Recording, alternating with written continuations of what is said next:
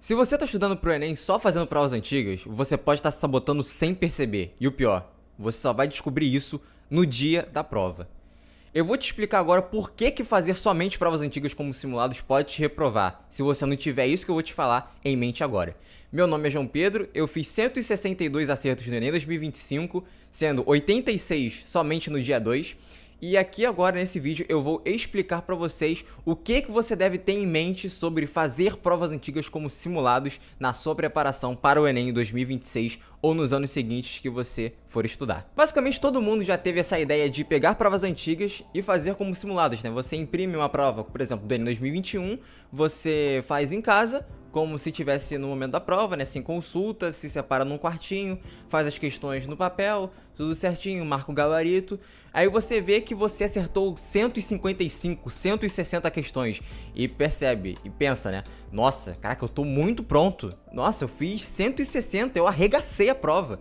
Eu fiz muitos acertos, eu com certeza passo em medicina com essa nota, ou direito, ou qualquer curso concorrido que você imagine.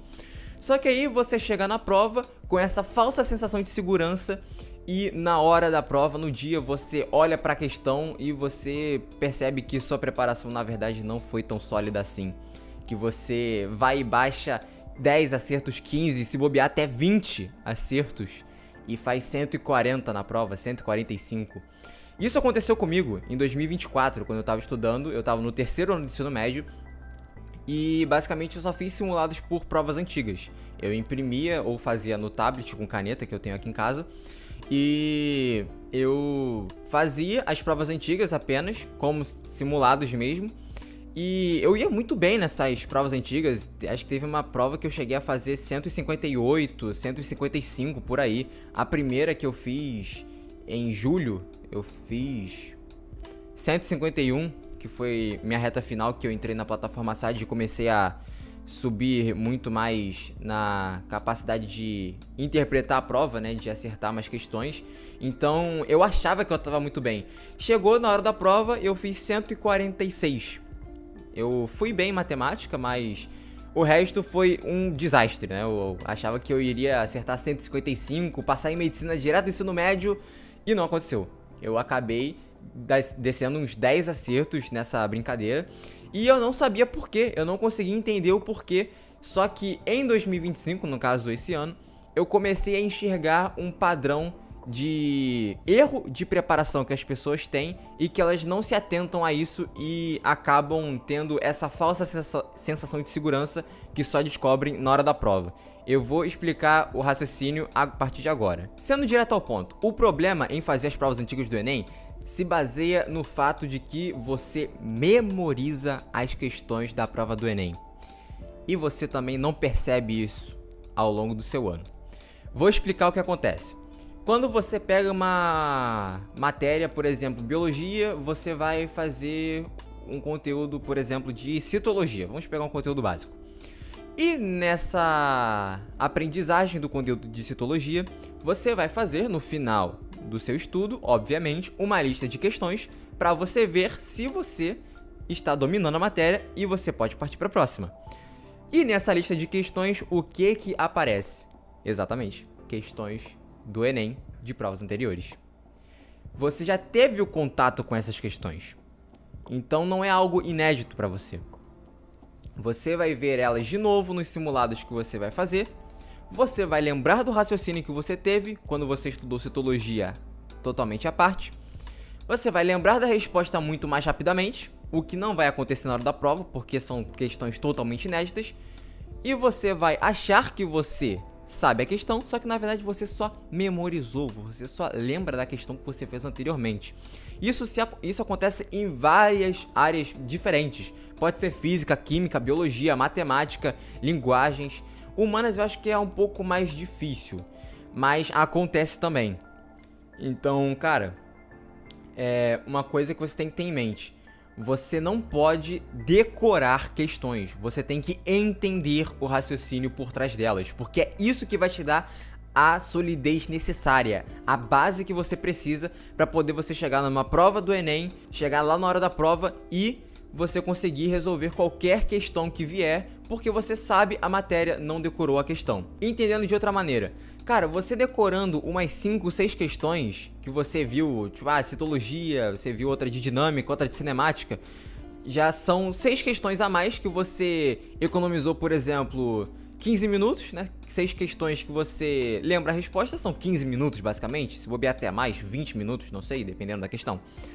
E na hora da prova você vai achar que você tem esses 20 minutos a mais, só que na verdade você não tem, porque na prova que você fez de simulado em casa com as provas antigas do Enem, você acabou que tinha essa memorização, você tinha esse artifício que te deu mais agilidade na hora da prova e que na hora da aplicação valendo você não vai ter.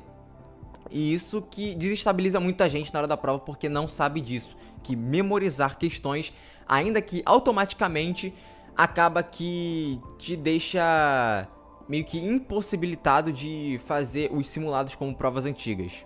E isso de você decorar certas questões das provas antigas infla artificialmente seu desempenho se você usar elas como provas antigas, porque isso também vai te colocar numa realidade na sua cabeça que não vai ser a que você vai se deparar na hora da prova. Você vai se deparar com questões inéditas, você não vai ter essa agilidade de matar 6, 7 questões só porque, eu lembro, eu decorei. Isso não vai acontecer.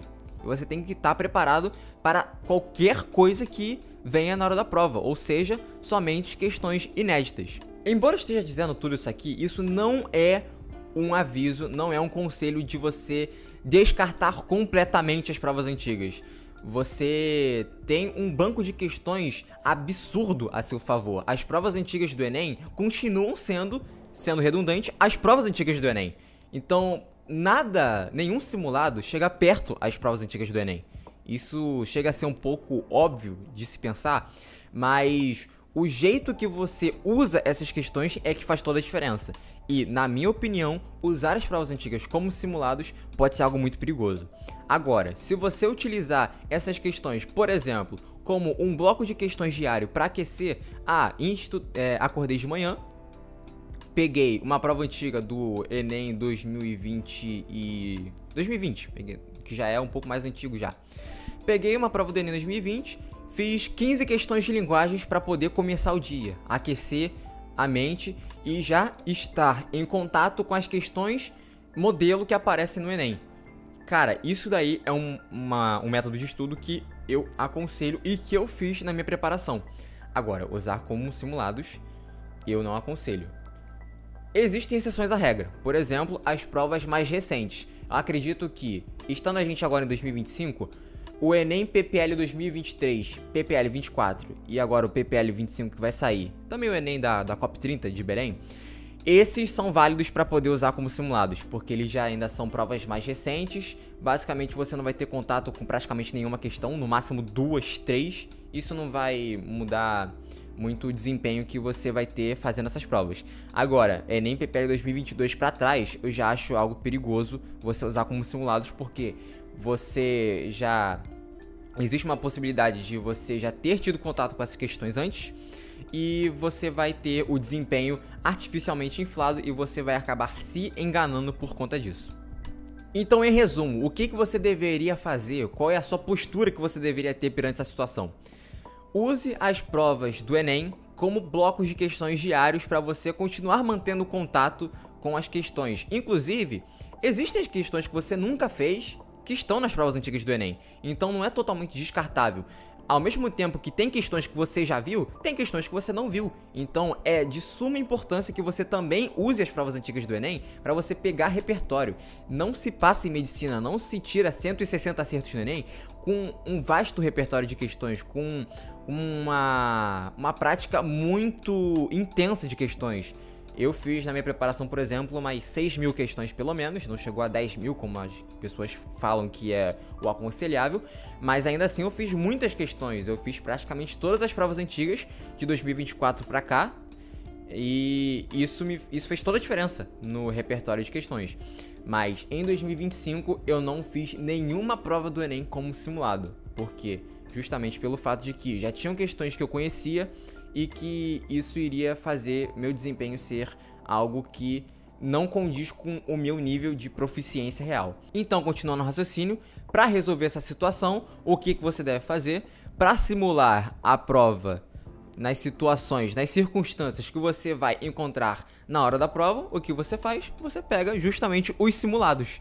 Aí tem duas bancas aqui que eu recomendo, né, que eu falei no meu vídeo anterior, que são os simulados do SAIS e da plataforma SAD. Esses aí são os que eu recomendo para você fazer, que eles são os mais parecidos com o Enem e que simulam realmente o nível de cansaço, até um pouco mais até, você sai um pouco mais cansado das provas do SAIS e da plataforma SAD do que do próprio Enem. Isso é muito bom porque te dá uma resistência muito maior na hora de você chegar na hora da prova e, apesar de você estar sob pressão, você foi treinado em uma situação que era muito mais estressante e você fica um pouco mais tranquilo, vamos dizer assim, né? Porque você foi treinado em alto nível. Então, para finalizar o raciocínio, na minha visão, qual que é o jeito certo de você usar as provas do Enem? Como blocos de questões diários para você continuar no padrão da prova, continuar tendo contato com o padrão da prova, e você, para simular realmente as condições de prova, pegar somente simulados inéditos que você nunca fez, para você ter certeza que você só vai se deparar com questões que você nunca fez.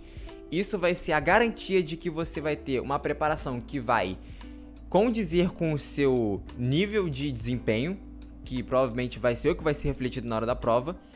E isso vai acabar com o problema de eu estou tendo um desempenho artificialmente inflado e eu não estou sabendo.